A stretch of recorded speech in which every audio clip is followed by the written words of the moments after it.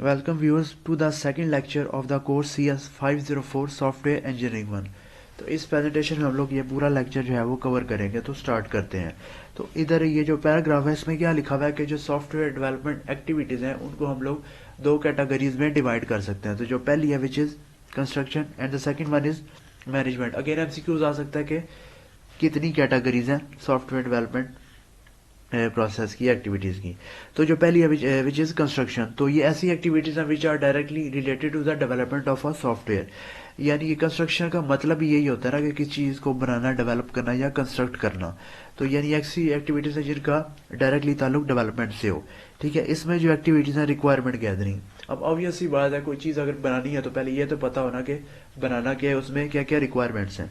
तो वो requirement gathering में आ जाएगा। उसके बाद डिज़ाइन डेवलपमेंट।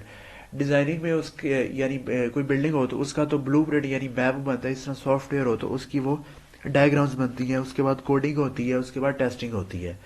उसके बाद जो सेकंड एक्टिविटी है विच इज मैनेजमेंट, वो है मैनेजमेंट। अब management activities are kind of umbrella activities that are used to smoothly run and successfully perform the construction activities. अब मैनेजमेंट एक्टिविटीज का मकसद यही होता है कि बाकी जितनी भी एक्टिविटीज हो रही हैं सॉफ्टवेयर डेवलपमेंट के अंदर उनको हम लोग इफेक्टिवली या स्मूथली रन कर सकें। अब जिस तरह यहाँ पे कंस्ट्रक्शन एक्टिविटीज की बात हो रही है, तो ये जो मैनेजमेंट की जो हम लोग बात करेंगे ना, ये जो कोर्स है CS 605 उसमें करेंगे। अभी जो ये वाला कोर्स है पर्टिकुलरली CS 504 यानी सॉफ्टवेयर इंजीनियरिंग, इसका जो एम्फसाइज है वो कंस्ट्रक्शन के ऊपर ही है। तो अब नीचे देखते हैं हम लोग।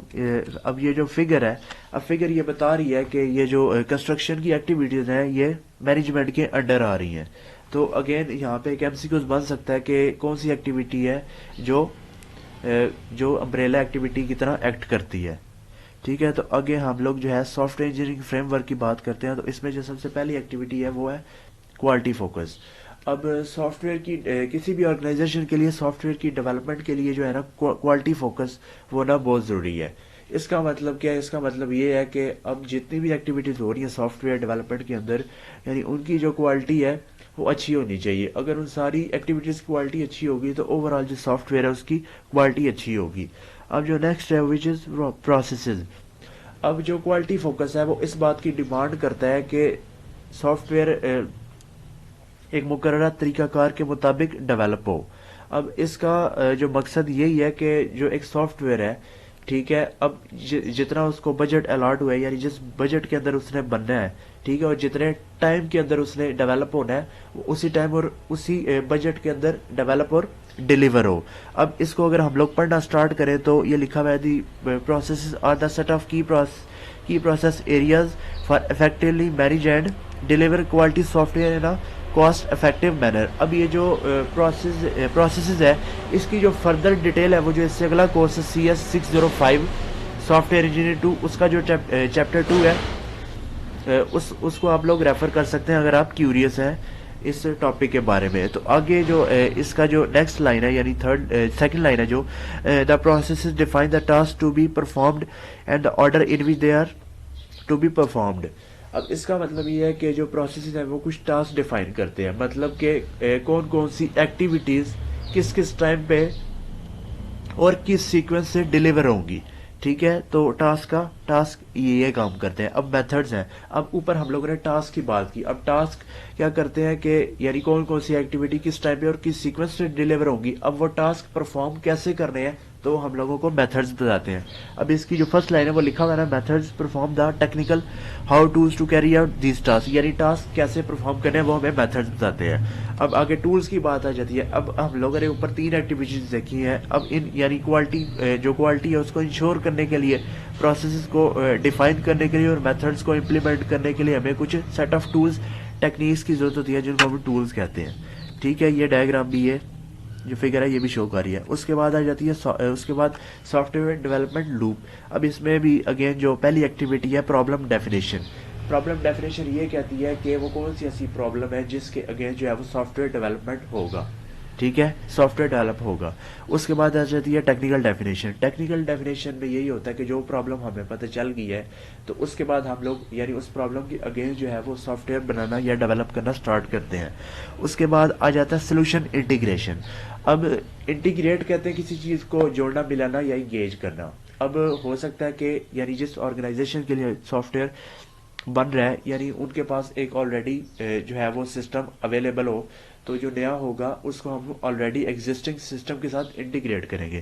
اب اس کی ایگزامپل یہ ہے کہ ہو سکتا ہے کہ کسی آرگنائزیشن کے پاس ایک اکاؤنٹنگ سسٹم ہو اور وہ ایک پے رول جو ہے وہ سسٹم بنوانا چاہ رہے ہوں. اب کیا ہوگا کہ کچھ انفارمیشن جو ہوگی ہم جو ہے اس کو اکاؤنٹنگ سسٹم میں آلریڈی ایگزسٹ کر رہی ہوگی اور کچھ انفارمیشن جو ہے وہ پے رول میں ہوگی. اب پے رول کیا کرے گا، وہ ان کی سیلری جنریٹ کرے گا. اب ہو سکتا ہے کہ جو ہے کوئی امپلائیز ہے، کچھ امپلائیز نے لون لیا ہو یا ان کے کچھ جو ہے وہ ڈیوز رہتے ہوں، تو اس سے کیا ہوگا کہ ان کی جو پیز ہے یعنی اگر انہوں نے لون لیا ہوا ہے تو وہ ان کی پے میں سے کٹتا جائے گا. کیوں؟ وہ آلریڈی جو سسٹم ہے وہ ایگزسٹ کر رہا تھا تو وہ اس میں ان کی اکاؤنٹنگ کی جو انفارمیشن ہے وہ پڑی ہوئی تھی. ٹھیک ہے، تو یہ مقصد ہے جی اس سسٹم کو انٹیگریٹ کرنے کا. ٹھیک ہے، اس کے بعد آ جاتا ہے اسٹیٹس کو. اب اسٹیٹس کو کا مطلب جو لٹرل میننگ ہے وہ یہ ہے کہ کرنٹ اسٹیٹ یا کرنٹ اسٹیٹس یا کرنٹ کنڈیشن. اب اوپر والی جو جتنی 3 ایکٹیویٹیز ہیں وہ پرفارم کرنے کے بعد جس سٹیج پہ ہوتا ہے ایک سافٹ ویئر، اس کو کہتے ہیں جی اسٹیٹس کو. اب یعنی اب کیا ہوتا ہے کہ اگر کوئی نئی ریکوائرمنٹ آتی ہے نا تو اگین دوبارہ سے جو ہے یہ ایک لوپ سٹارٹ ہوتا ہے، کیونکہ اس کی جو ٹائٹل یہ ہے نا سافٹ ویئر ڈیولپمنٹ لوپ. یعنی اس سٹیج پہ آ کے اگر دوبارہ سے کوئی نئی یوزر کی ریکوائرمنٹ آتی ہے تو دوبارہ سے پرابلم ڈیفینیشن پہ آ جاتے ہیں. اس کے بعد دوبارہ سے اس کی ڈیولپمنٹ ہوتی ہے، پھر انٹیگریشن اگین اسٹیٹس کو. تو یہ چیز ہے. تو کنسٹرکشن ہم لوگ دیکھ چکے ہیں. اس کے بعد سافٹ ویئر انجینئرنگ کے جو فیزز ہیں، تو جو سب سے پہلا فیز ہے وچ از ویژن. ویژن کا مطلب ہوتا ہے فوکس آن وائی، یعنی کوئی کام ہم کر کیوں رہے ہیں، یعنی ایک سافٹ ویئر ڈیولپمنٹ کیوں کر رہے ہیں، یعنی ریئل ورلڈ کی یعنی بزنس آبجیکٹو کیا اچیو ہوگا اس سے. اس کے بعد ڈیفینیشن پہ آ جاتے ہیں. تو اس میں کیا لکھا ہوا ہے، we determine what are the activities and things are involved. یعنی ویژن، اس کے ویژن کا تو پتہ چل گیا.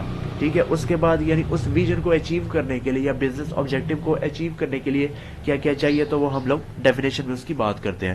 اس کے بعد ڈیولپمنٹ میں بات آ جاتی ہے. تو ویژن کا پتہ چل گیا، ڈیفینیشن کا پتہ چل گیا، یعنی کیا کیا چیزیں چاہیے اور ہم لوگ یہ بزنس آبجیکٹو اچیو کیا کر رہے ہیں. تو اب وہ جو سافٹ ویئر ہے یعنی وہ بنانا کیسے ہے. ٹھیک ہے، یعنی how the things are implemented.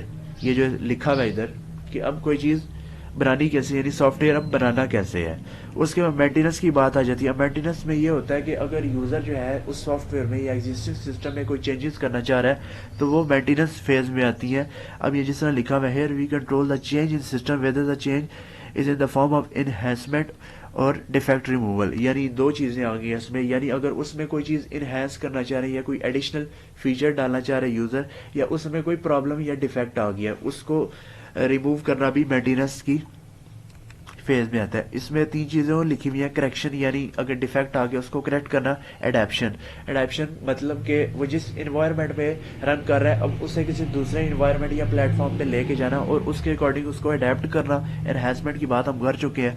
اب یہ جو نیچے 2 پیراگراف لکھے ہیں اس میں وہ یہ کہہ رہا ہے کہ جو سافٹ ویئر کی جو مینٹیننس کی کاسٹ ہے وہ پروڈکشن سے زیادہ ہوتی ہے. آگے جو بوہم کوڈ کرتے ہیں وہ یہ کہتے ہیں کہ اگر ایک 1 لائن آف کوڈ کرنے کی جو کاسٹ ہے اگر وہ $30 ہے تو مینٹیننس کی جو کاسٹ ہے وہ $4000 ہے.